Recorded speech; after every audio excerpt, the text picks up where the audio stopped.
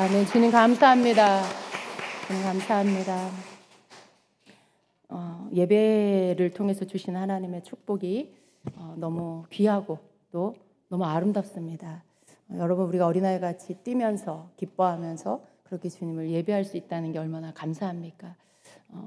이전에 여러분은 어떤 예배를 드렸습니까? 이렇게 굳은 자세로 앉아서 거룩한 찬송가를 부르며 그렇게 아주 조용하게 손을 들면 누군가가 뒤에서 저 사람 왜 그래? 저 사람 왜 저래? 라는 소리가 막 뒤통수에서 막 이렇게 나한테 오는 것 같은 그런 예배 가운데 있지 않으셨습니까? 그런데 여러분, 교회는 이렇게 예배는 무덤같이 조용한 게 거룩한 게 아니에요. 아무런 일도 안 일어나서 숨소리도 크게 내면 안 되는 그러한 게 거룩이 아닙니다. 여러분, 거룩은 거룩하신 하나님 안에서 우리가 거룩함을 입고 거룩하게 하신 주님께 감사해서 기뻐 뛰는 게 거룩이에요. 속은 회칠한 무덤처럼 죄가 가득하면서 겉으로는 깨끗한 척 거룩한 척 이렇게 외모로 그렇게 드러내는 게 거룩이 아닙니다. 진정한 거룩은 우리가 죄인인데 거룩하신 주님으로 인해 거룩해져서 그 은혜에 감사해서 이 기쁨을 주체할 수 없어서 주님께 마음껏 감사의 표현을 하고 찬양을 드리고 기뻐하고 막 이렇게 하는 거, 이게 여러분 거룩입니다.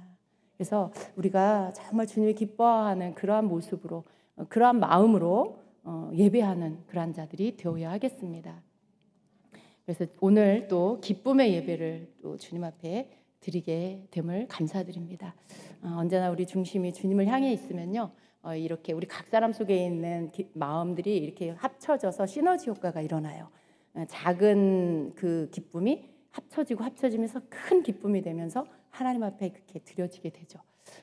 그래서 여러분, 그렇게 여러분의 것을 합쳐서 주님 앞에 드리는, 주님 저도예요. 저도 주님 사랑해요. 주님, 제가 주님 이 시간 주님 찾아요. 주님을 원해요. 막 그러는 거죠. 여기저기서 여러분의 영의 아우성 소리가 막 올라가는 거죠.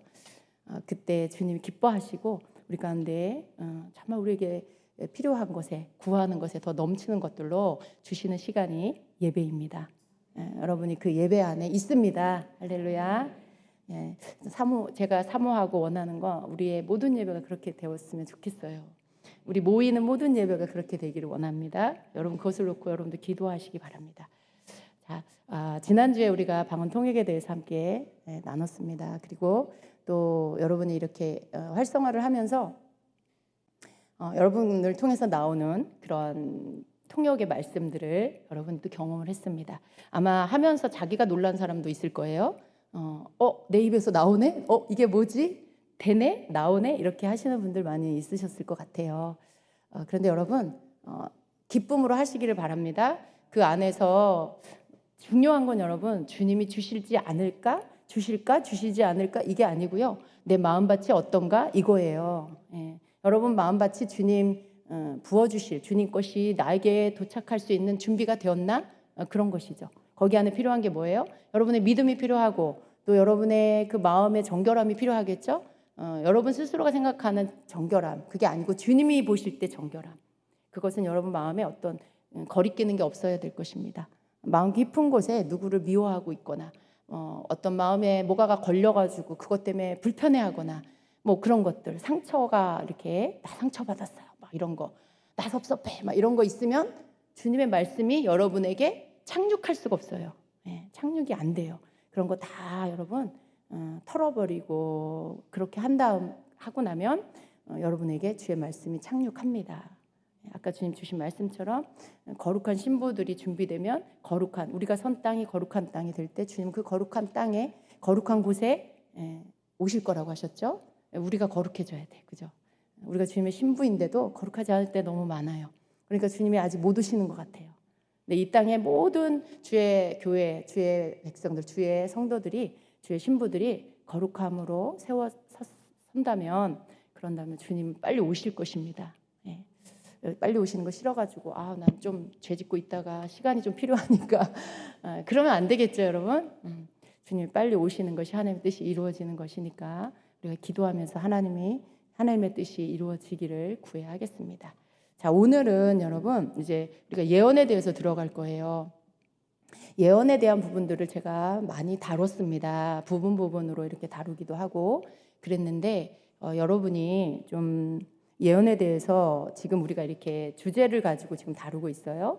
그래서 예언과 관계된 은사들을 같이 우리가 좀 봤고요. 그리고 또 이제 방언 통역, 또 계시의 은사들을 보고 방언 통역까지 우리가 다루고 이제 예언에 대한 부분들이 들어갈 건데, 우리가 예언에 대해서 배우기 전에, 이것도 물론 예언에 대한 것이지만 먼저는 우리 속에 있는 이 선입견들, 그리고 이전에 이렇게 좀 잘못 배운 지식들, 이러한 것들에 대해서 우리가 좀 정리할 필요가 있습니다.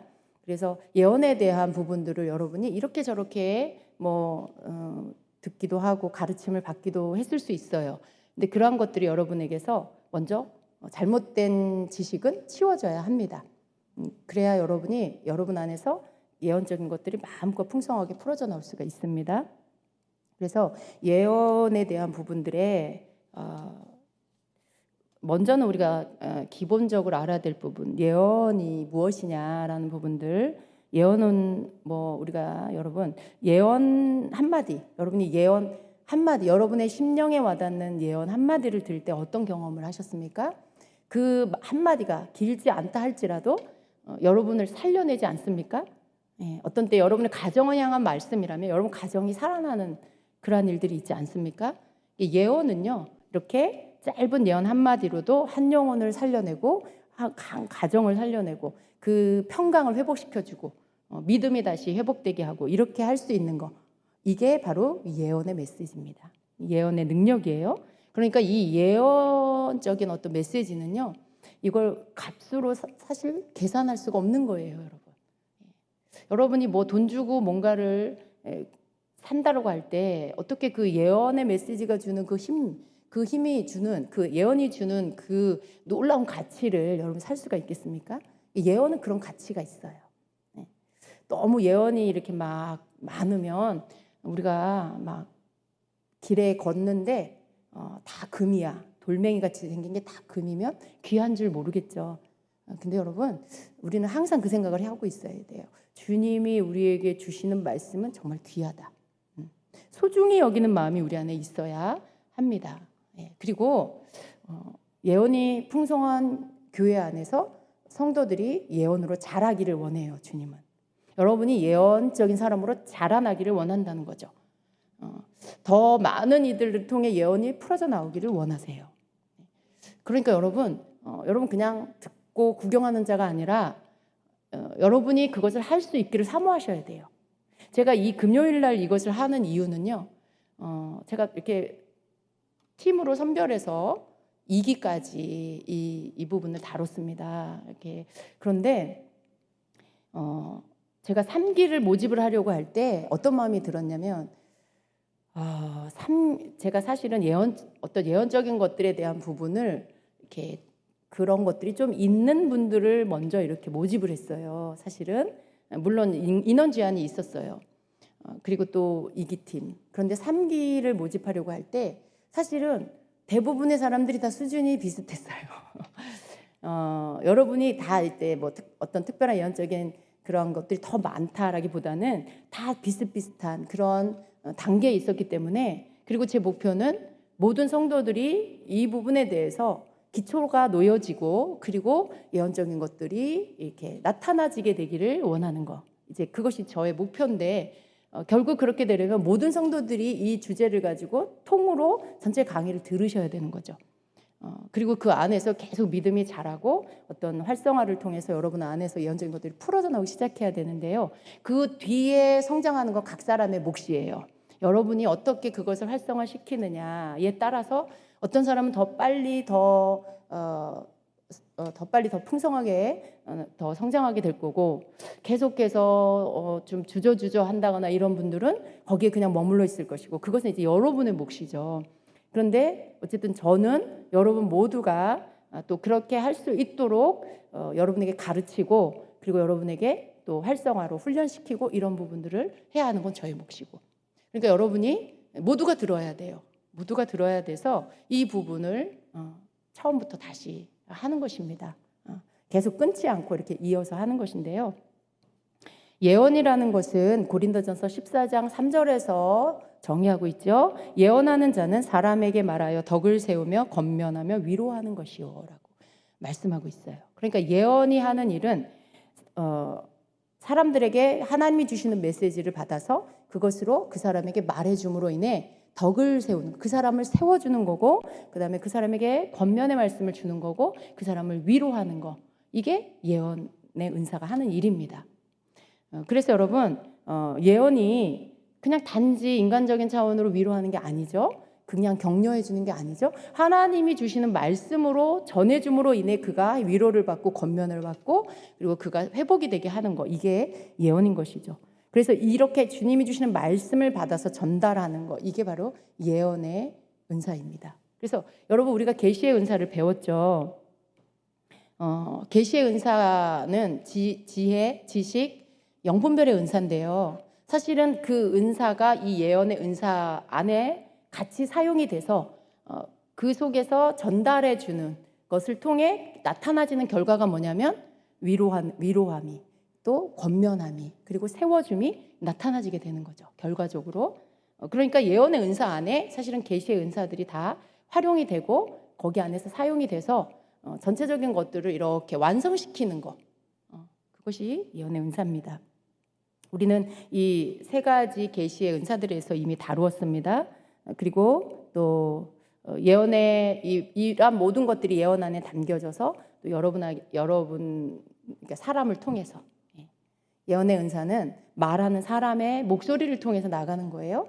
그러니까 예언 말씀이 그냥 여러분 갑자기 정지되고 여러분이 로봇처럼 정지돼 있다가 성령이 여러분의 입을 막 벌려가지고 막 말하게 하는 그런 게 아니에요.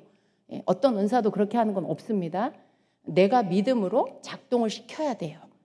방언 통역이 작동시킨 것처럼, 방언도 내가 작동을 시킨 것처럼 예언도 내가 믿음으로 시작을 해야 이것이 나타나지게 되는 것입니다. 여러분, 예언 안에는요 세 가지 구성 요소가 있죠.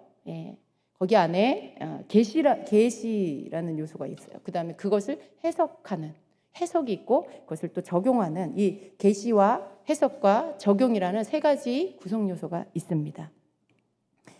각각의 것들의 기능이 있죠. 계시라고 하면 그 계시 안에 지식의 말씀, 지혜의 말씀, 영분별 이런 것들이 이렇게 주어지는 것입니다. 그러나 그것 자체로만은 그것을 예언이라고 하진 않아요. 그것이 어떤 정보나 혹은 우리가 한 번도 듣지 못한, 내가 뭔가 인간적으로 뭔가를 알아서 알아진 그러한 알아진 정보, 그러한 뭔가 보여진 것들, 그러한 것들, 그것을 계시라고 하죠. 그것을 그냥 툭 던져놓는 거, 그걸 예언이라고 하지 않아요. 예언은 그런 것들이 있죠. 계시라는 것이 있죠. 그 다음에 그것에 대해서 해석이라는 게 있어야 돼요. 그리고 그 계시와 해석을 전달해 줄 때 거기 안에 적용이 예언을 받는 사람에게 이렇게 주어지게 되는 이 세 가지가 다 합쳐졌을 때 그것을 예언이라고 할 수 있습니다. 그러니까 계시적으로 오는 것들을 그냥 툭 그것만 조각으로 예언이라고 하지 않는다는 거죠. 이 세 가지가 다 되어져서 그것을 들을 때 듣는 사람이 그것에 대해서 알고 깨닫고 또 거기에 감동이 되기도 하고 위로를 받기도 하고 이렇게 힘을 얻기도 하고 이렇게 하는 것들이 예언이라는 것입니다. 그래서 계시는 예언적 말씀을 구성하는 첫 번째 요소인데요. 하나님께로부터 받는 정보라는 것입니다. 아무런 지식이 없는 상태에서 주님으로부터 계시에 해당하는 정보를 받는 거예요. 내가 어떤 지식을 갖고 있는 게 아니에요. 내가 이 사람을 예언해 준다. 이 사람 이런 사람이고 그런 사람이고 내가 갖고 있는 정보를 다 막 꺼내. 아니요, 여러분. 오히려 그렇게 하면 하나님께로부터 오는 이 사람에 대한 계시를 받을 수가 없어요. 그런 모든 것들에 대해서 여러분은 생각할 필요가 없는 거예요. 그냥 내가 지식이 없는 상태에서 주님이 주시는 계시를 받기 시작하는 거고, 그것이 계시입니다. 계시는 하나님이 알려주시기 전까지는 결코 알지 못하는 거죠. 단 1초 전에라도 여러분이 아무것도 생각하지 못했는데 말씀이 주어지기 시작하면 어떤 정보들이 여러분에게 주어지기 시작하죠. 그런 거예요. 뭔가 알아서 그걸 나열해 놓는 게 아닙니다. 자, 계시 받는 사람에 따라서 다양한 형태 그리고 다양한 수준, 여러 수준에 따라 예언의 어떤 계시들이 주어지게 되는 것입니다. 그래서 계시는 꿈이나 환상이나 감동 그리고 뭔가 인식되는 것을 통해서 옵니다. 여러분이 예언을 하려고 할 때 보여지는 것들, 들려지는 것들 그리고 마음에 오는 감동 혹은 뭔가 인식되는 것 이러한 것들을 통해서 온다라는 것입니다. 누군가를 위해서 하나님의 음성을 듣는다고 한다라고 할 때 우리가 누군가를 위해서 그를 위한 하나님의 음성을 듣는다라고 할 때 어떻게 합니까? 먼저는 주님께 초점을 맞추고 또 상대편을 축복하고 기도하면서 주님께 이 사람을 향한 말씀을 구하겠죠. 그리고 난 후에 기도를 하고 나서 어떤 말로 나눕니까? 우리가 뭘 봤습니까? 뭘 들었습니까? 어떤 감동이 왔습니까? 뭐가 떠올랐습니까? 이런 말들로 우리가 물어요.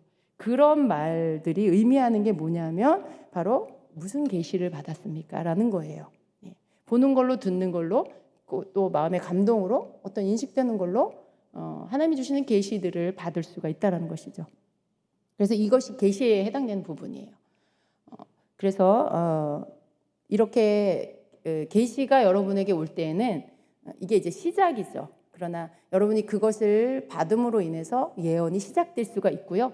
또 그것을 계속해서 여러분이 해나갈 때 거기에 이어지는 해석이 또 이렇게 같이 주어지고 풀어지고 이렇게 되는 거죠. 그래서 계시는 이렇게 여러분에게 주어질 수 있습니다.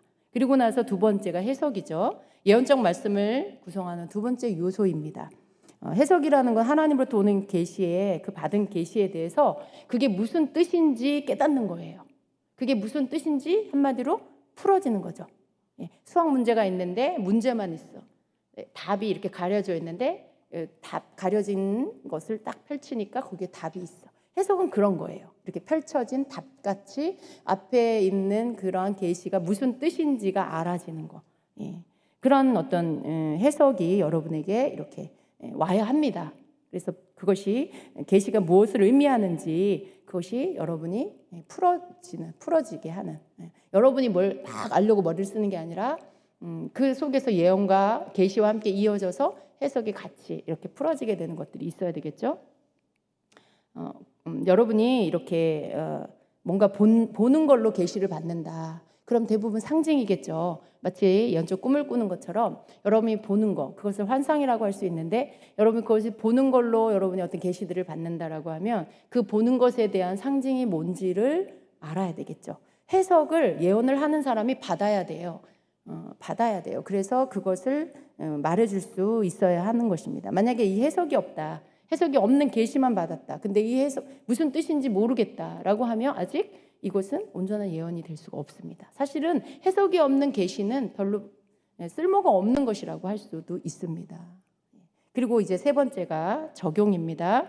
자, 적용은 받은 계시와 해석을 가지고 이제 그것을 어떻게 사용할 것이냐, 내가 삶에 어떻게 적용할 것이냐라는 것을 깨닫는 것입니다. 적용은 예언의 말씀 가운데 여러분이 예언을 받으면 거기 안에서 내가 이 말씀을 들었으니까 어떻게 해요? 내가 뭘 해야 되겠구나 이런 것들이 여러분이 생각이 되어지지 않습니까? 예언 받은 사람이 적용을 예언하는 사람이 주진 않아요. 예언을 받는 사람이 적용을 찾아야 되는 것이죠. 이 말씀을 받고 내가 주님이 나에게 이렇게 하라고 하시는구나. 주님이 나에게 이렇게 하신다니까 내가 이걸 해야 되겠구나. 이런 여러분이 뭔가 해야 할 것들을 찾는 거, 이게 바로 적용인데요. 바로 예언 안에는 이 계시와 해석과 적용, 이 세 가지가 다 있어야 합니다. 근데 여러분 예언을 듣고 계시도 받았고 해석도 받았는데 만일 여러분 받은 분이 아무런 적용을 하지 않는다라고 한다면 그는 성장할 수 없어요. 그는 하나님의 말씀을 귀히 여기지 않는 거죠. 그 말씀을 그냥 놓쳐버리는 거죠. 거기 안에 들어있는 하나님의 축복이 있을 수도 있는데 그것을 잃어버리게 되는 일들이 있게 됩니다. 그래서 여러분 기본적으로 이렇게 예언 안에는 계시와 해석과 적용이 있습니다. 자, 오늘 여러분이 예언에 대한 이 부분들을 조금 생각을 하시고요. 중요한 것은 여러분이 예언에 대해서 이따가 이제 활성화를 좀 하겠습니다. 왜냐하면 활성화를 하면 활성화돼요. 여러분이 이렇게 잠겨 있고 닫혀 있다가 활성화를 하면 이 안에 있는 것들이 믿음이 작동되면 믿음이 이렇게 여러분이 믿음을 갖게 되면서 이것이 작동이 되면서 뭔가 바깥으로 이렇게 넘쳐 나오게 되는 것들을 봅니다. 이게 활성화가 되는 거죠. 근데 활성화가 되기 전까지는 내 안에 그게 있는지 없는지 잘 몰라요. 내가 그걸 할 수 있는지 없는지도 잘 몰라요. 근데 이걸 활성화를 하면 여러분 안에서 이렇게 흘러져 나오는 것들을 경험하게 되면서 여러분이 거기에서 또 갖게 되는 믿음이 일어나게 되죠. 여러분이 그것을 할 수 있게 될 것입니다. 그런데 그것을 하기 전에 오늘 여러분 일반적으로 갖고 있는 그 예언에 대해서 잘못 생각하고 있는 것, 잘못 배운 것들, 그런 것들을 좀 우리가 짚어보겠습니다.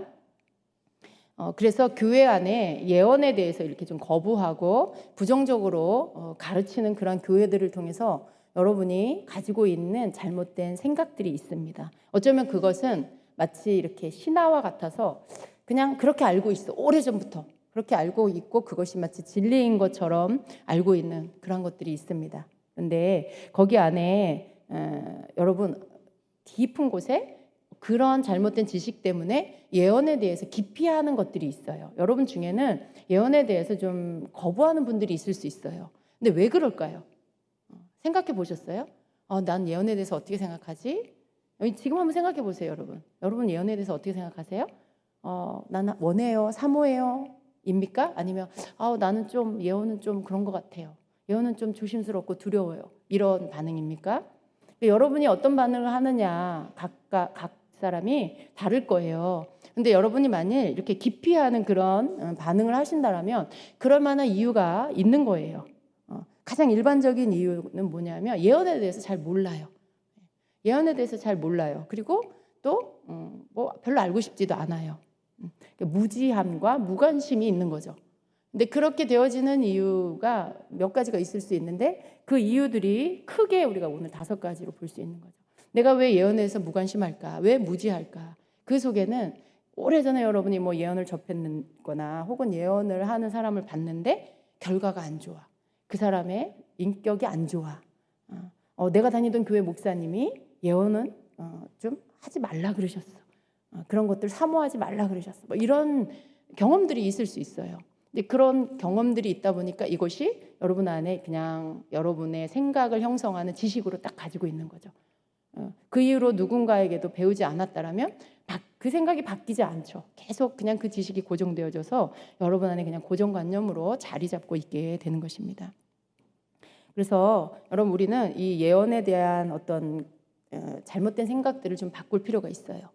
제가 생각해 보건데 여러분 만일 교회에서 그렇게 목사님이 가르치셨다라면 아마 그것은 꼭 예언을 나쁘게 생각해서라기보다는 아마도 그 교회 목사님도 예언에 대해서 어떻게 특별하게 구체적으로 이렇게 배우지 못했을 때 교회 안에서 예언하는 사람이 올 수도 있고 예언하는 사람이 나타날 수도 있겠죠.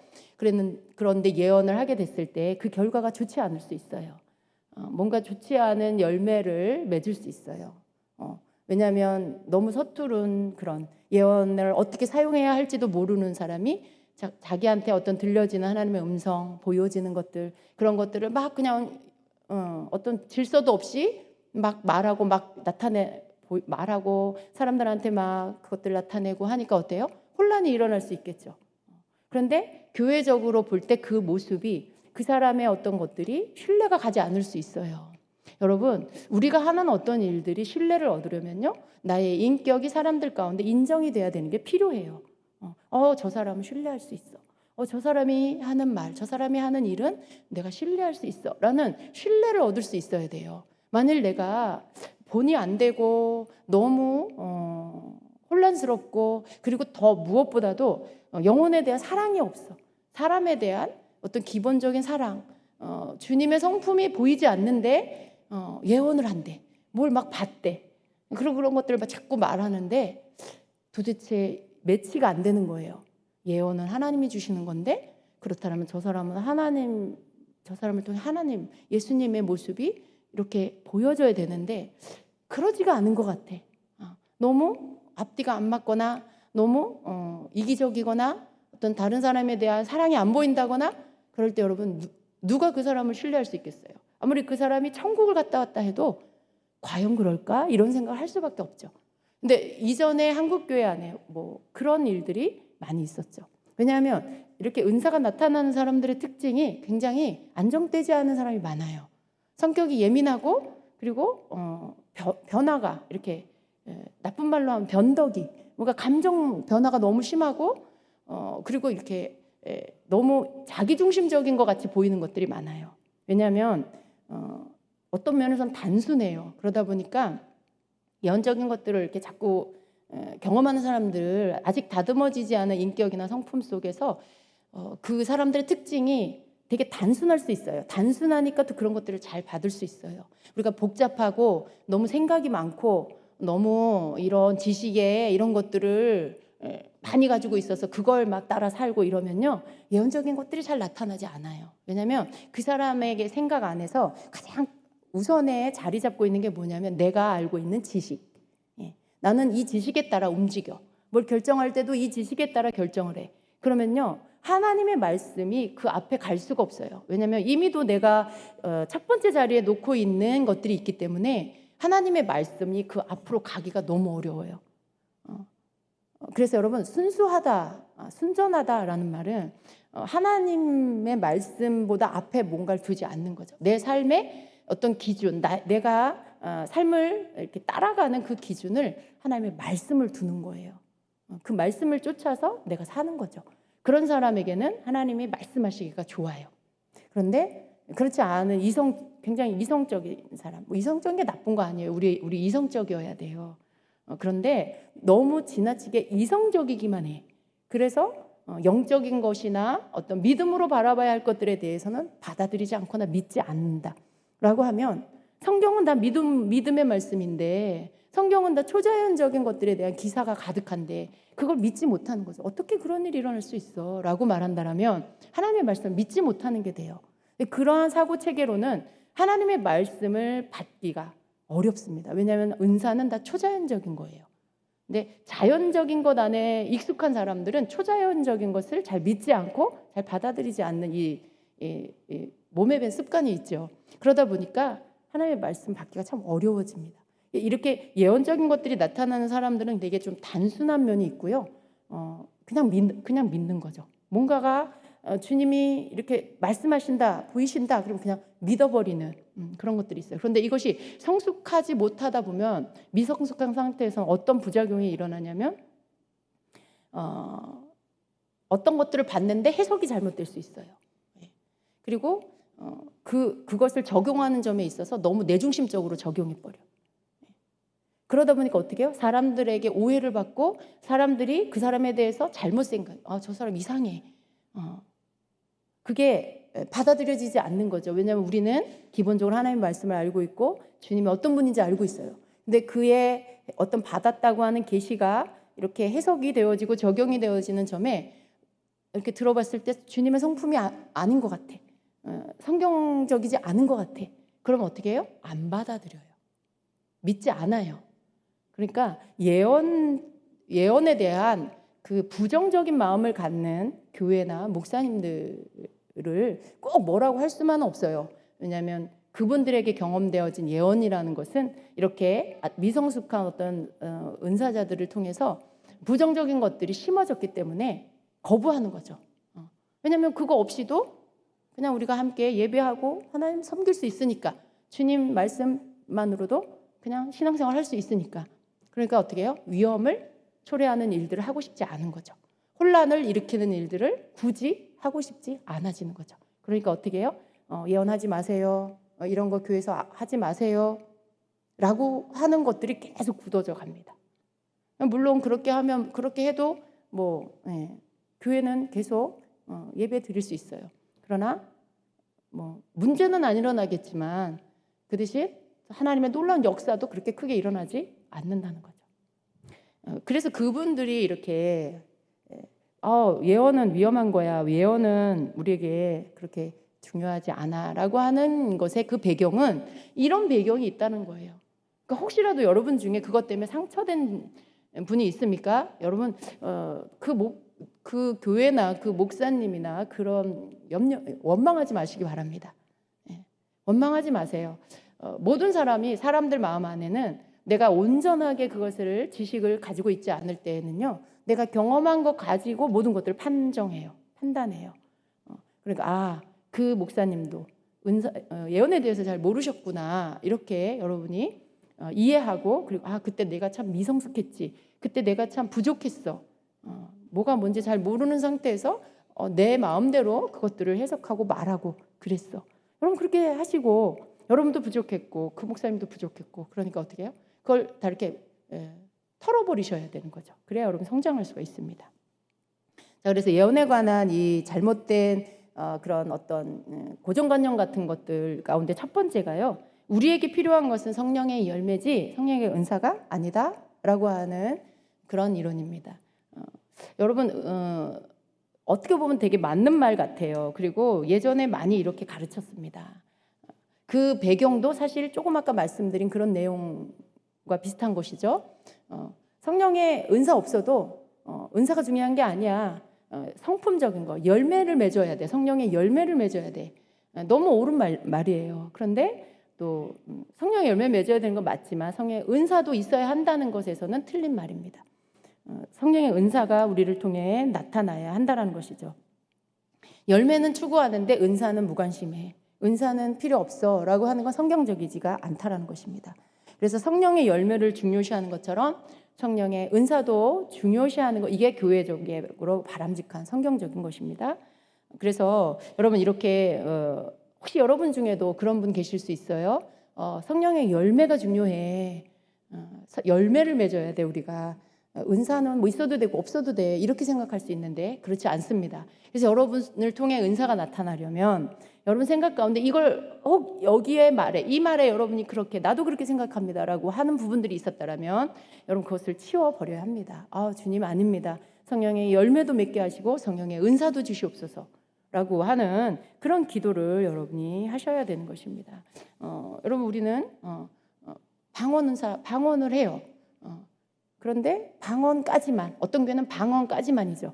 근데 아니에요, 여러분. 방언의 은사가 나타난다면 예언의 은사도 나타나고 통역의 은사도 나타나고 또 여러 가지 계시의 은사와 또 능력 행함의 여러 믿음의 행함의 은사들이 나타나야 합니다. 그런데 방언까지만 인정해, 그건 아니죠. 너무 모순이죠, 여러분. 오류죠. 1번이 성경에 있다라면 9번도 성경에 있다라면 이 모든 것들을 포함해야 한다라는 것입니다. 그래서 9가지 성령의 모든 은사들이 지금도 나타나야 한다. 그것이 맞다라는 것이죠. 많은 사람들이 이 은사에 대해서 선물이라고 생각해요. 은사라는 단어가 카리스마타인데 이걸 어떻게 번역해요? 선물이라고 번역을 하죠. 여러분 우리가 선물을 생각할 때 선물은 뭐 받으면 좋죠. 기쁘죠. 그러나 안 받아도 꼭 필요한 건 아니잖아요. 선물을 누가 주면 받지만 이게 반드시 필요한 어떤 우리 생필품처럼 그렇게 꼭 필요한 건 아니잖아요. 그렇게 생각을 해요, 은사를. 그러니까 선물로 주시면 받지만 안 주시면 주님이 나에게 나는 그 선물을 안 주신 거구나. 그러니까 없어도 괜찮아, 이렇게 생각하는. 그런데 여러분 어떤 다른 성경에 사실은 이 카리스마타라는 이 단어를요, 영적 능력 부여라는 이렇게 번역을 하고 영적 권한 부여라는 말로 번역을 했습니다. 근데 여러분 이 단어로 해석을 할 때 영적 능력을 부여해 주시는 거, 은사가 영적 능력을 부여하는 거, 그리고 영적 권한을 부여하는 거다라고 하면 여러분 받으셔야 되겠어요? 안 받아도 되겠어요? 받아야 되겠죠. 그죠? 그러니까 이렇게 우리가 어떤 번역으로 인해서 그 단어가 선물이라는 것으로 우리가 인식을 하니까 받아도 되고 안 받아도 된다, 이렇게 되어버린 이런 것들이 교회에 만연되어 있다는 것입니다. 그러나 우리는 하나님께서 영적 은사들을 우리에게 주시려고 하기 때문에 성경에 넣어놓으셨고요. 그리고 이것을 주시는 목적이 하나님 나라를 눈에 드러나는, 가시적으로 드러나는 그런 드러낼 수 있는 것이 되기를 원하시는 거죠. 누구를 통해서요? 우리를 통해서. 하나님은요, 사람을 통해 역사하세요. 사람 없이 그냥 하나님 혼자 일하시지 않으세요. 우리를 통해서 하나님의 나라가 가시적으로 드러나기를 원하시죠. 그런데 그렇게 나타나지는 게 은사를 통해서 나타나지는 것이다라는 것입니다. 그래서 우리는 은사를 주시는 하나님의 목적을 바르게 알고, 그리고 은사에 대한 바른 생각을 갖는 거, 이게 먼저 필요합니다. 만약에 여러분이 이 생각을 바른 위치에 여러분 생각 가운데 놓지 않으면 여러분 은사는 나에게 별로 필요 없어 라고 생각하는 것 가운데 아무리 뭘 활성화를 하고 뭘 하려고 해도 잘 안 돼요. 여러분에게서 잘 흘러나오지가 않게 된다는 거예요. 그러니까 이 생각을 여러분이 바르게 하시기를 바랍니다. 자, 바울이요 아덴에서 사역을 할 때 자신의 설득력 있는 지혜와 지성과 어떤 자신의 실력으로 전도를 했어요. 그런데 그 결과는 별로 좋지 않았습니다. 그래서 고린도 교회에 가서 이런 고백을 하죠. 고린도전서 2장 4절에 내 말과 내 전도함이 설득력 있는 지혜의 말로 하지 아니하고 다만 성령의 나타나심과 능력으로 하여 너희 믿음이 사람의 지혜에 있지 아니하고 다만 하나님의 능력에 있게 하려 하였노라 이렇게 고백해요. 그 전에 아덴에서는 자신이 가진 실력으로 자기가 갖고 있는 지식과 지혜로 막 전도를 한 거예요. 그런데 별로 열매가 없었다는 거죠. 그리고 깨달았어요. 이렇게 사람의 말로 설득력 있는 지혜로 해서 되는 게 아니구나. 하나님의 능력으로. 그게 뭐예요? 성령의 나타나심, 곧 은사죠. 성령의 나타나심이고 은사입니다. 성령의 나타나심, 그 능력으로 해야만 된다라는 것을 알게 된 거죠. 여러분 바울도 이렇게 고백을 했는데 하물며 우리는 얼마나 더 성령의 은사가 필요하겠어요. 그죠? 하나님의 나라를 확장하고 이루어가기 위해서 우리는 성령의 은사가 필요합니다.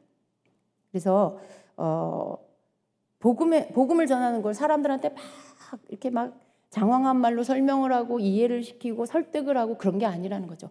단순 명료하게 복음을 선포하고 그다음에 영적 은사들을 통해서 초자연적인 하나님의 권능이 이렇게 나타나면 그때 사람들이 예수님을 믿게 되는 일들이 있게 되었다라는 것입니다. 여러분 바울이 이렇게 해서 얻은 결과가 뭐냐면 고린도 교회예요. 고린도 교회는 은사가 굉장히 풍성한 교회였죠. 이렇게 지금도 마찬가지로 어떤 교회 안에 은사가 나타남으로 인해 성령의 나타나심이 보여지게 되는 것입니다. 그냥 인간적인 지식적인 것으로만 만약에 말씀을 가르치고 교회를 그렇게 이끌어간다면 아덴에서의 바울의 사역과 같은 결과가 주어질 수밖에 없는 것입니다. 여러분 우리는 고린도 교회 같은 교회가 돼야 돼요. 고린도 교회가 은사가 많아서 많은 어떤 처음에는 막 질서가 없었지만 그러나 가르치고 훈련하고 이렇게 해서 그 은사를 질서 있고 품위 있게 할 수 있도록 그래서 더 풍성해질 수 있게 하는 거 이게 필요한 거죠. 고린도 교회 너무 정신없어 너무 질서가 없어 그러니까 은사하지 마 그러면 안 된다는 거죠. 그래서 이렇게 우리가 생각을 좀 바꿀 필요가 있습니다. 두 번째는 은사를 쫓지 말고 은사를 주신 하나님을 추구하라 이런 내용이에요. 여러분 맞는 말처럼 보여요. 항상 이런 말들은요. 맞는 말 같이 보여요. 그리고 오래전 우리는 그렇게 배웠어요. 그런데 그것이 은사를 추구하지 말고 오직 하나님만 찾으라라는 이런 가르침인데 은사도 하나님 안에서 나오는 거죠. 근데 성경적으로 이 말은 맞지 않아요. 혹시 여러분 중에도 이런 생각을 하고 있으시다면 여러분 그 생각들을 좀 이제는 버리시기를 바랍니다. 하나님을 추구하는 것 동시에 영적인 은사도 사모해야 한다라는 거 이것이 성경적인 것이다라는 거예요. 그래서 은사들은 성도들을 세워주는 것입니다. 그리고 복음을 전파하는 데 필요한 하나님의 능력이에요. 그래서 그렇게 사용되어지는 결국 하나님을 찾는 것, 하나님의 뜻을 이루는 것, 하나님의 목적을 이루는 것에는 은사가 꼭 필요하고 그래서 은사도 구해야 된다라는 것입니다. 하나님은 우리에게 영적인 능력을 주셔서 예언하고 치유하고 기적을 나타내는 하나님의 능력을 풀어놓기를 원하십니다. 주님 나를 통해 그렇게 하십시오 하시는 분 손 들어보세요.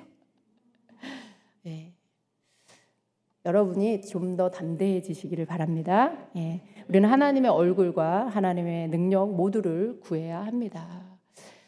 저도 옛날에는 이러한 사람 중에 1인이었어요. 능력 구하는 거 그건 좀 뭔가 좀 아니라 왜냐하면 저도 어렸을 때 그렇게 배웠기 때문에 그러나 두 가지 모두를 구하는 게 성경적이다. 우리가 주의 성경을 따라갑니다. 여호와와 그의 능력을 구할지어다. 그의 얼굴을 항상 구할지어다. 성경도 이렇게 말씀하고 있습니다. 하나님의 능력 구하는 게 잘못된 거 아닙니다.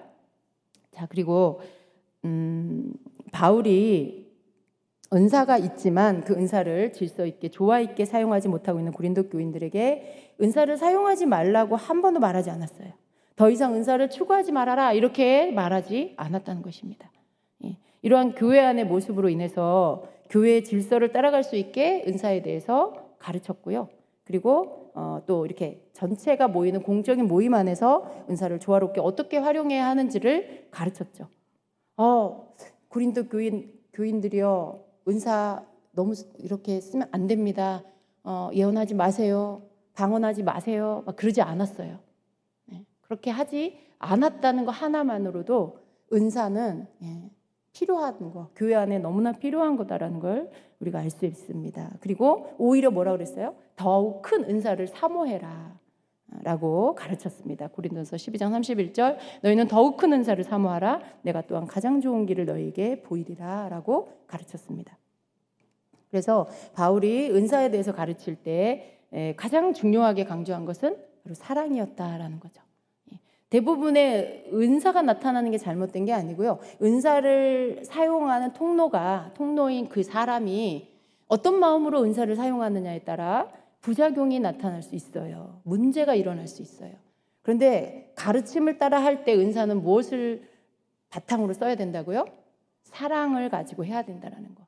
그래서 바울이 사랑을 그렇게 강조한 것이죠. 사랑을 따라 은사를 사모하고 사랑을 따라 사용하라라는 것.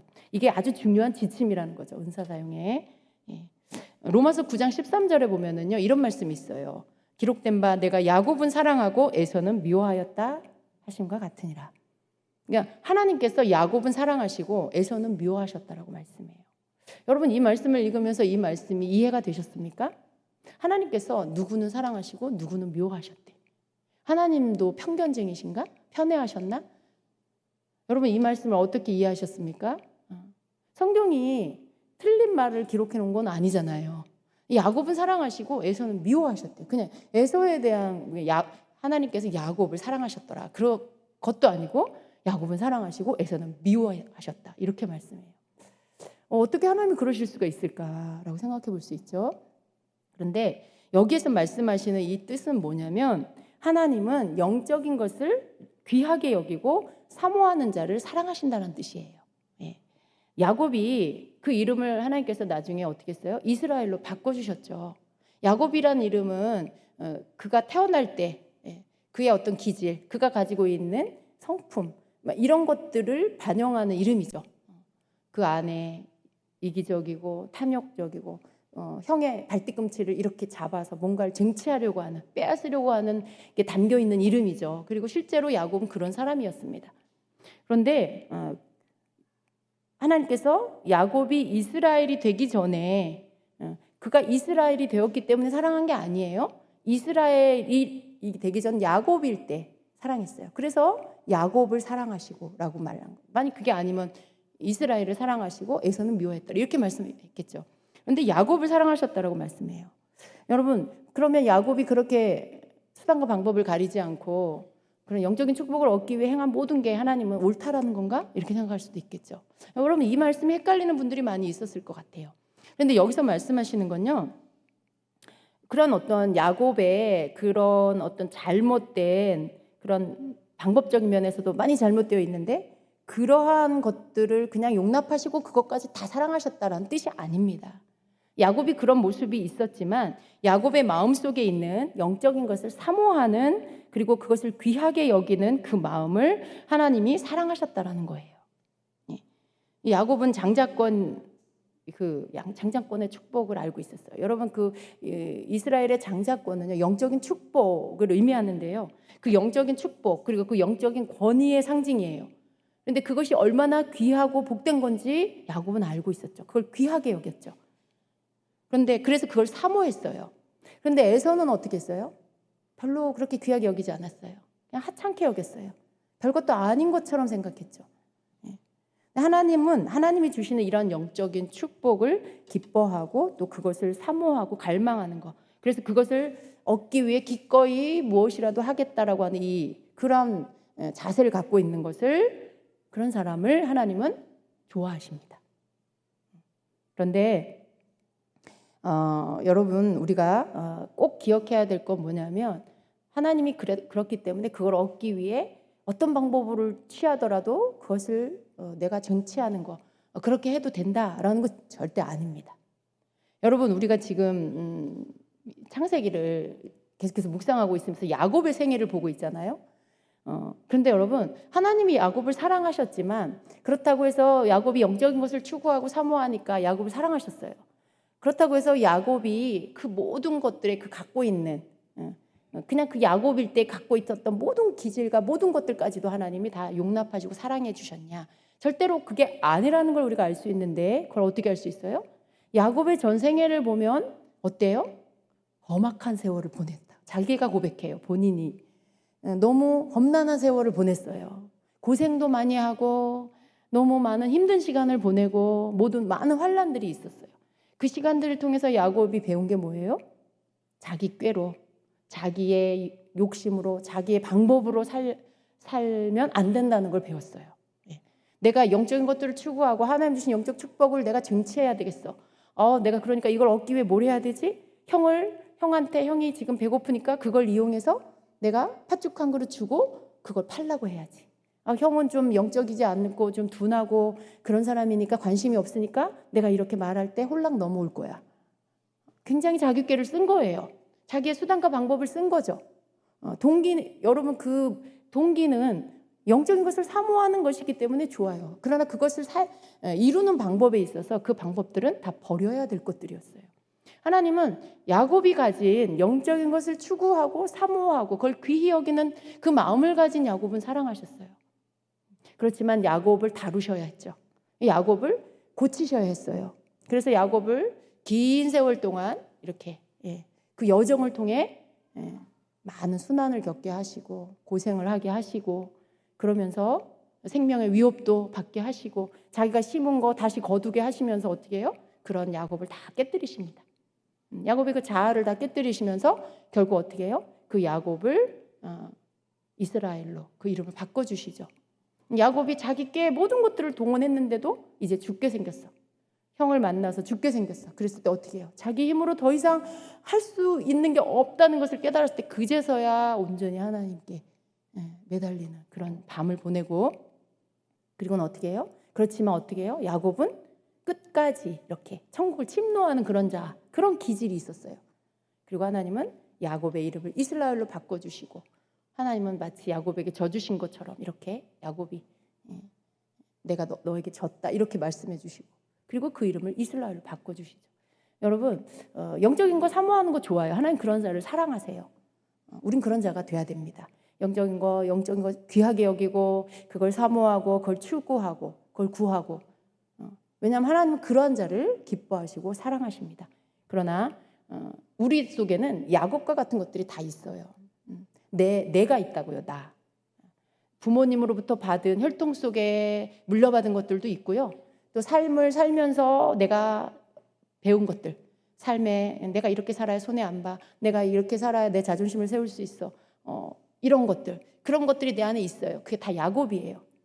근데 여러분 하나님은 이것들을 그냥 그대로 가지고 살게 하시지 않죠. 너 영적인 거 사모하니? 그래 내가 너 사랑해. 그런데 너 이거 다 바꿔야 돼. 이거 다 버려야 돼. 이거 다 깨져야 돼. 하시고 그때부터 어떻게 해요? 시련을 겪게 하시는 거죠. 마음고생도 하고 아픔도 겪고 그러면서 그런 것들이 다 깨져나가게 하는 것입니다. 그래서 우리가 야곱은 사랑하시고 에서는 미워했다라는 이 말씀을 오해하지 말아야 돼요. 하나님은 에서를 미워하셨다라는 이 말씀에서 또 우리가 알아야 될 게 있습니다. 에서는 굉장히 인간적으로 보면 자기 일에 열심히 있는 사람이에요. 그리고 현실적이어서 굉장히 강한 사람처럼 보일 수 있어요. 뭔가 자기 열심히 하잖아요. 부지런히 아침부터 나가서 사냥하고 막 먹을 거를 구해오고 그런 사람처럼 보이죠. 그런 사람이에요. 그런데 반대로 보면 어떠냐면 에서는 영적인 일에 관심이 없어요. 뭐 그냥 별로 그런 거 중요하게 생각하지 않는 그런 사람. 그러니까 에서의 마음은 어디에 가 있냐면 이런 자연적인 영역, 이 물질 세계 안에 관심 갖는 거, 일어나는 일들, 여기에서 내가 좋아하는 것들, 사냥을 좋아해. 여러분 뭘 좋아하세요? 내가 이 땅에서 뭔가를 좋아한다. 이 땅의 영역 안에서 내가 뭔가를 좋아해. 그리고 그걸 추구해 나간다. 인간적으로 보면 굉장히 멋있어 보일 수도 있어요. 뭐도 잘하고 뭐 사냥도 잘하고 뭐 힘도 세고 막 부지런하고 막 굉장히 현실적이어서 막 책임감도 있는 것 같고 되게 좋아 보이지만요. 그러나 여러분 이것을 하나님의 관점으로 보면 이 사람은 굉장히 그냥 영적인 일에는 관심이 없는, 그리고 더 나아가서 거기에 대해서 무가치하게 생각하는 이런 게 있는 거예요. 여러분 에서가 영적인 축복을 귀하게 여긴다라면 장자권이 무엇을 상징하는지 그때 당시에 다 알고 있는데 그걸 그렇게 팥죽 한 그릇에 휙 팔아버리겠어요? 여러분 같으면 그렇게 하겠어요? 그렇게 하지 않죠. 장자권이라는 게 너무나 귀한 축복이고 하나님 주신 영적 권이라는 걸 안다라면 그걸 아무리 배가 고파도 그걸 그렇게 팔아버리지 않죠. 근데 에서는 그래? 그럼 너 가져. 난 팥죽이나 줘. 배고파서 살겠어. 막 이러면서 그냥 휙 팔아버렸어요. 여러분 하나님이 에서를 미워하셨다라는 게 우리가 생각하는 그런 미움을 말하는 게 아니에요. 어떤 영적인 것에 대해서 무지하고 알고 싶어 하지도 않고 추구하지도 않고 그리고 귀하게 여기지도 않는 그 모습을 미워하신다는 거예요. 우리 안에도 그런 게 있다라면 하나님이 우리를 미워하시는 거죠. 우리 속에 그런 것들을 미워하시는 것입니다. 그래서 이 미움이라는 것에 대해서 여러분 잘 이해를 하셔야 돼요. 하나님이 누구를 막 우리처럼 미워하고 그런 게 아니에요. 하나님 막 편애하고 그런 걸 말하는 게 아니라는 것입니다. 그래서 하나님께서 어떤 것을 기뻐하는지 우리가 알아야 돼요. 영적인 것을 사모하는 것, 그것을 추구하는 자를 기뻐하세요. 그러니까 여러분 우리는 사람들을 이렇게 주변에서 볼 때 그럴 수 있잖아요. 여러분 자신일 수도 있고 우리 주변의 사람일 수도 있어요. 어떤 때 보면 너무 이 사람이 너무 영적이야. 그리고 그 영적인 것을 추구하는 방법이 너무 과도하고 과격해 보일 수 있어요. 그런 사람 보면 어떤 마음이 들어요? 좀 유별나다. 왠지 우리는 그런 사람들 보면 괜히 나도 모르게 판단하고 싶은 마음이 일어날 수 있어요. 꼭 저렇게 믿어야 되나? 뭐 그런 어떤 것들을 이렇게 우리가 생각할 수 있어요. 근데 여러분 우리가 이런 마음을 가져야 돼요. 우리가 야곱을 사랑하시는 하나님의 관점을 볼 때 그런 거죠. 막 아직 미흡한 모습이 보일 때 마치 야곱, 이스라엘이 되기 전에 야곱 같은 거죠. 그냥 자기 모습을 막 드러내는 거죠. 그런데 그 속 깊은 곳에는 뭐예요? 영적인 것을 사모하는 마음이 있어. 근데 아직 어린아이 같아. 근데 중요한 건 뭐예요? 하나님이 그를 사랑하신다는 거죠. 우리는 그 사람을 사랑하기가 너무 어려워. 근데 하나님은 말씀을 통해서 보니까 하나님은 그러한 자를 사랑하신다는 거죠. 그러니까 우리 안에는 어떤 마음이 있어야 될까요? 그런 사람들에 대해서 쉽게 판단해버리고 정죄해버리고 그런 게 아니라 말씀을 생각하면서 이렇게 바라봐 주는 거죠. 지금 성장해가는 과정에 있구나. 아직 미성숙한 모습이지만 그 안에 영적인 것을 사모해서 저러는구나. 좀 유별난데 독특하구나. 그렇게 그냥 우리가 바라봐 줄 수 있는 여유가 우리가 필요하다는 거죠. 혹 내 안에 그런 게 전혀 없어. 그럼 여러분 오히려 그 유별난 사람을 하나님 사랑하시고 아무런 관심이 없는 영적인 것에 대한 아무런 관심과 추구가 없는 나는 하나님 오히려 미워하실 수도 있다는 걸 생각해야 돼요. 그러니까 우리는 그런 부분에 있어서 바른 생각을 우리가 가져야 하겠습니다.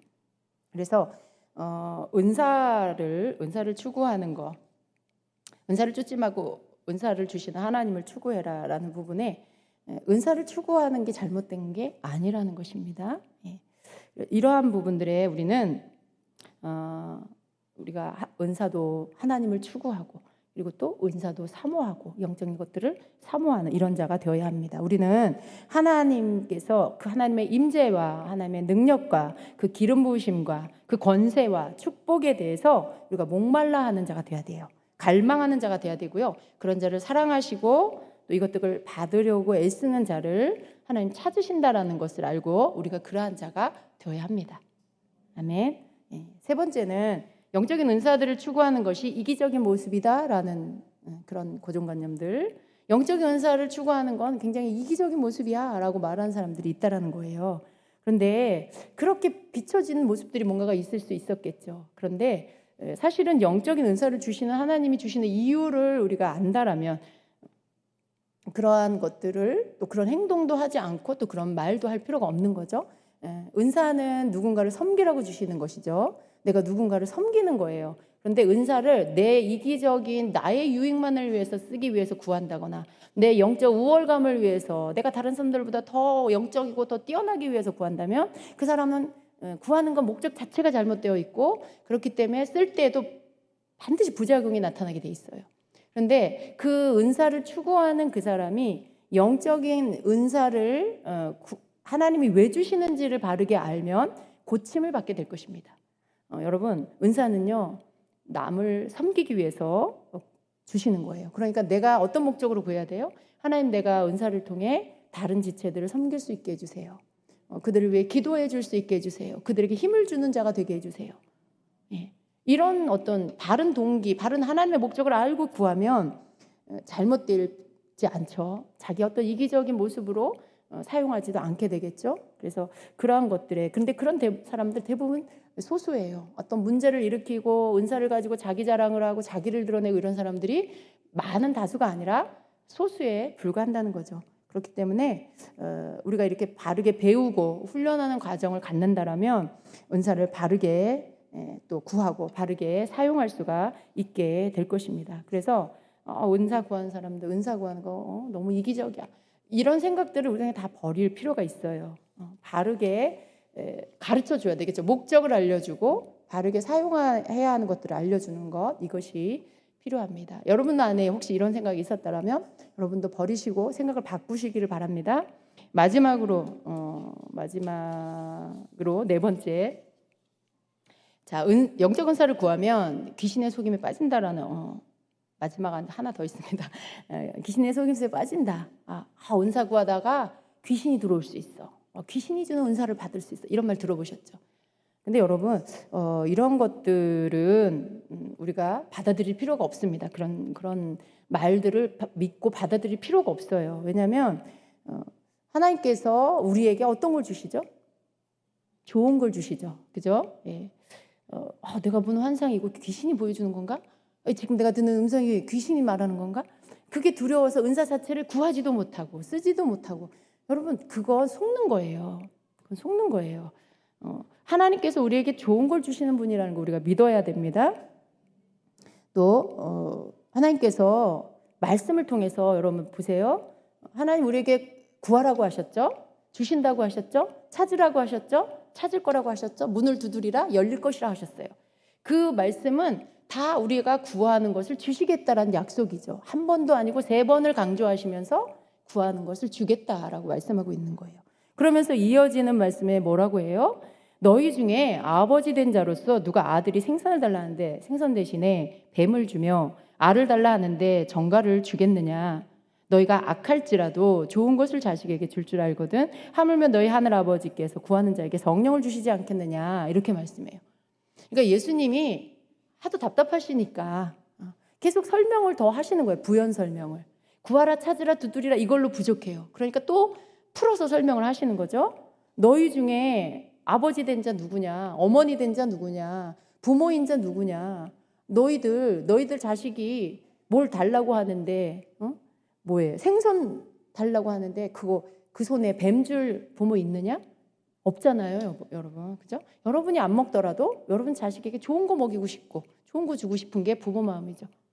근데 우리는요, 악한데도 그런 마음을 갖고 있죠. 그죠? 우리 악할 때 많잖아요, 여러분. 그죠? 때로 우리 마음에 악함이 많이 일어나잖아요. 근데 하나님은 선하신 분이에요. 완전하신 분이에요. 근데 그 하나님 아버지가 우리에게, 하나님, 제가 주님의 목적을 따라 은사를 사용하기 원합니다. 주님, 저에게 은사를 주세요. 하나님, 내가 주님의 도구로 사용되기 원합니다. 다른 사람들을 내가 도와주기 원합니다. 은사를 주세요 하는데 옛다 그러면서 귀신이 주는 그런 은사를 주시겠어요? 아니라는 거죠. 그게 아니라고 강조해서 말씀하고 있는 거예요. 그러니까 그런 말을 믿을 필요가 없다라는 거죠. 그런 것 때문에 두려워서 나 은사 받다가 잘못될까 봐 아예 그냥 난 싫어, 아예 안 받고 말래, 이거 거짓된 거라는 거예요. 그런 생각 다 버리라는 그런 말씀인 것입니다. 그렇죠? 믿고 하나님 아버지의 선하심을 믿고 하나님 제가 선한 도구로 쓰임받기 원합니다. 하나님 제가 사람들을 살리기 원합니다. 저를 쓰시옵소서. 저를 다듬어 주시옵소서. 저에게 은사를 주시옵소서. 이렇게 기도하시기를 바랍니다. 여러분 그렇게 기도하는데 은사가 나타나요. 은사가 나타나면 이제 각오하실 게 있어요. 뭘 각오해야 돼요? 이제 야곱의 이 뒤를 밟아야 돼. 야곱이 갔던 그 길을 나도 가야 돼. 그러니까 거기에 가시밭길이 있어요. 하나님 막 날 깨뜨리기 시작하죠. 막 사람들 앞에 창피도 당하고 막 사람들 앞에 실수도 하고 막 내가 막 드러나 이제. 그러면 어떻게 해요? 내 속에 있던 불순물들, 내 속에 인간적인 거, 내 속에 무식한 거, 막 이런 거, 내가 몰라서 내 맘대로 하는 거, 막 내가 뭐 해석을 잘못해서 막 말한 거, 막 이런 게 막 드러나. 내 수치가 막 드러나면서 막 깨지는 거예요. 그럼 사람이 가르쳐 주시죠. 깨닫게 하시고. 그러면서 이제 이런 거 이건 이거구나. 이건 이렇게 하는 거구나. 저건 저렇게 하는 거구나. 이제 배우고 그러면서 이제 좀 올바른 모습으로 서게 되죠. 은사가 나타나면 그건 시작에 불과하다는 걸 아셔야 돼. 여러분이 뭘 본다, 듣는다, 느낀다, 감동이 온다. 그러면 여러분 그때서부터는 이제 하나님이 나를 고난의 시간으로 들어가게 하신다. 이제 나를 빚으시기 위해서 나를 깎아내시기 시작한다. 이렇게 아시면 돼요.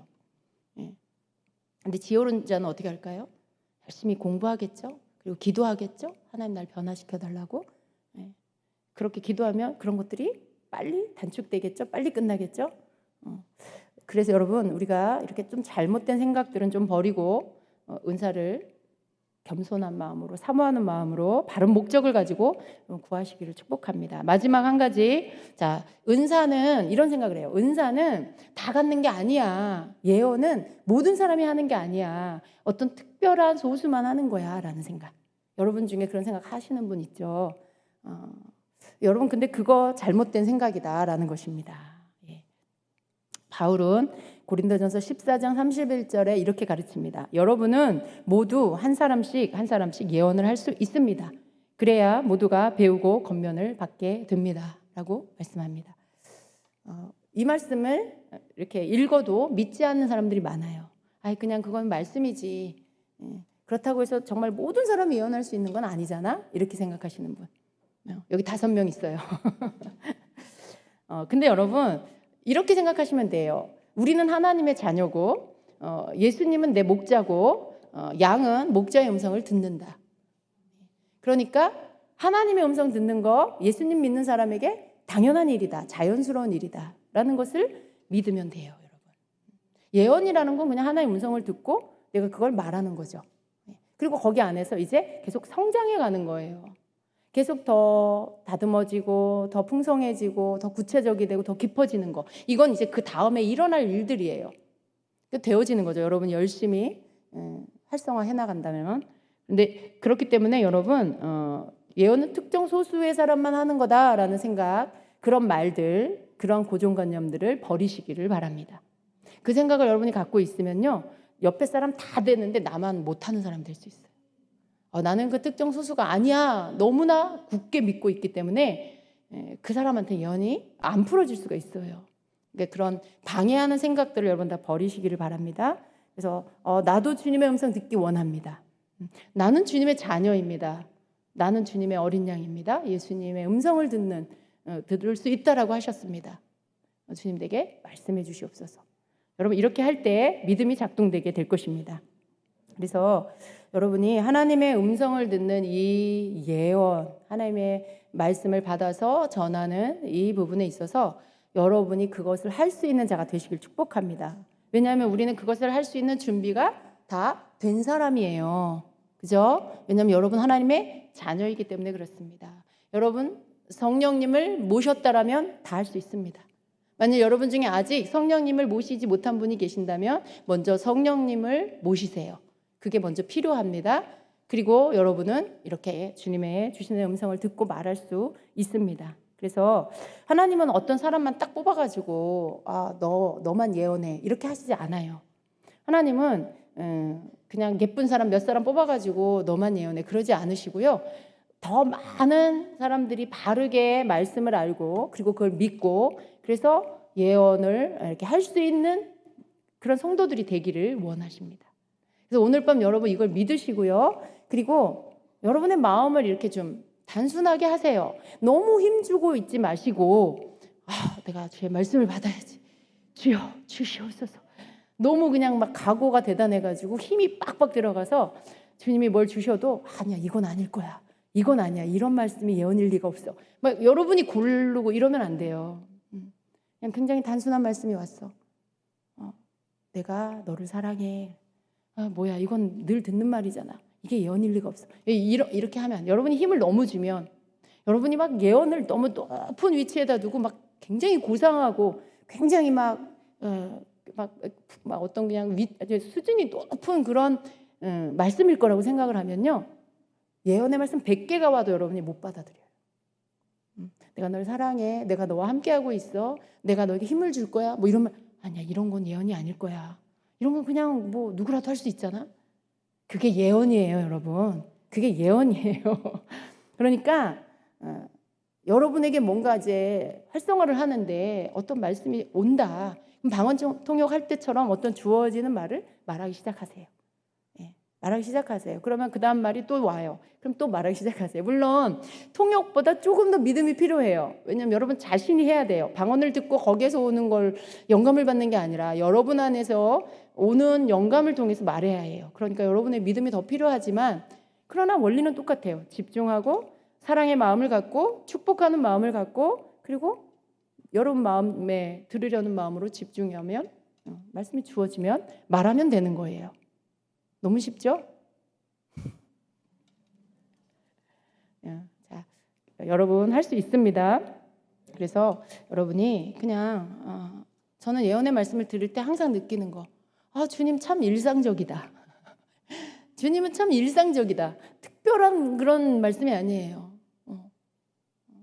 그냥 주님이 저는 이렇게 묵상하고 나서 주님께 여쭤봐요. 주님 저에게 이 말씀을 통해 뭘 말씀하고 싶으세요? 그러면 주님이 사랑하는 어떤 때 사랑하는 종아 이렇게 하시고 어떤 때 제 이름을 부르시고 그래요. 사랑하는 은양아 넌 어떻게 생각하니? 이렇게 되물으시기도 하고 그러면 제가 또 다 이렇게 제 생각을 말씀드리면 그래 너가 그렇게 생각하는구나. 뭐 여러분 그냥 대화하는 것 같은 그런 주님의 음성이 저에게 와요.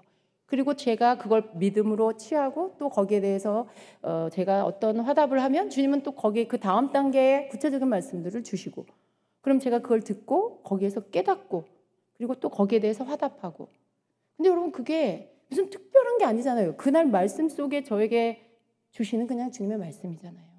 무슨 내가 대단한 그런 예언의 큰 비전에 대한 말씀을 막 그렇게 하지 않으세요. 막 내가 너를 세계적인 종으로 쓸 거야. 그런 말씀 하시면 여러분 수준에 안 맞아. 여러분은 그런 말씀할 단계가 아니니까 막 그런 말들을 들어야 된다고 생각하지 마세요. 그런 말 하실 수준 아니에요. 예언은 어떤 거라고요? 세워주고 권면하고 위로하고 거기에서부터 시작이 돼서 여러분에게 어떤 말씀들이 더 주어지면 거기 안에 지식의 말씀이나 예언의 말씀, 지혜의 말씀이나 이런 것들이 더 더해져서 이제 나와요. 근데 처음부터 그렇게 막 네가 과거에 네가 엄마한테 이런 상처가 있구나 막 이런 예언 하지 않아요. 그런 거 주시지 않아요. 그건 여러분 그 지식의 말씀이잖아요. 근데 여러분 이제 막 덜덜 떨면서 예언을 활성화하는데 갑자기 그 사람의 과거에 뭐 태중에 있던 어떤 상처를 막 지식의 정보로 주시고 그러시지 않아요. 여러분이 하나님이 여러분을 좀 달아보셔야 되잖아. 얘가 믿음이 있나? 얘가 이걸 믿고 잘 하나? 그런데 처음부터 그냥 무거운 걸 막 이렇게 굉장히 막 어려운 걸 여러분한테 주셔가지고 그렇게 전하게 하시지 않아요. 다 여러분 단계가 있기 때문에 너무 그런 마음 갖지 마시기 바랍니다. 굉장히 일상적인 말씀이 여러분에게 주어지게 될 거예요. 그냥 쉽게 주님이 여러분에게 주시는 어떤 말씀들, 여러분 자신에게 주셨던 말씀 같은 것이 상대편에게 주라고 주실 수 있어요. 그렇게 시작될 수 있어요. 그러니까 여러분 그렇게 하시면 됩니다. 이렇게 해서 말해 보시기 시작하세요. 시작이 굉장히 중요한 거예요. 시작해야 실타래처럼 이렇게 풀어져서 나오게 될 겁니다. 아멘.